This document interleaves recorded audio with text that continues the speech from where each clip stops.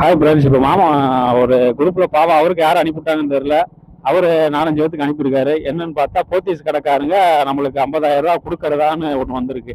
அதுல பாருங்க, போத்தீஸ்காரங்க வாழ்த்துக்கள்னு சொல்லி பொங்கல் பரிசா உங்களுக்கு போத்தீஸ் தெரியுமா தெரியலையான்னு கேட்டிருக்காங்க. சரி ரைட்டு, நம்ம ஆம் தெரியும் சொல்லியாச்சு. அதுக்கப்புறம் பாருங்க, உங்க வயசு 30 to 39 கொடுத்தாச்சு. சரி, அடுத்து என்னன்னு கேட்டாங்கன்னா போத்தீஸ் உங்களுக்கு அடுத்து. சரி ஓகே, மிகவும் நல்லது, பெரிய ஜவுளி கடைன்னு கொடுத்தாச்சு. நீங்கள் ஆனா அப்ப நான் இது நான் எது கேட்கான்னு தெரியல. சரி ரைட்டு, அதையும் கொடுத்தாச்சு. உங்கள் பதிலை சரிபார்க்கிறோம். ரைட்டு, பார்ப்போம். 50,000 ரூபா ஏறுதான் பார்ப்போம். வாழ்த்துக்கள் கொடுத்துட்டான். வாழ்த்துக்கள் தான். 50,000 ரூபா ஜெயிச்சுட்டான். ரைட்டு, பரிசு கூப்பன் தொடலாம். சரி, ஒன்று தொட்டுன்னு பார்த்தேன். அட பாவிகளா, 2,000 ரூபாத்தாலே நிப்பாட்டி வருஷ கணக்கு ஆச்சியாடா. 2,000 ரூபாத்தாலா வருது என்ன அப்படியே.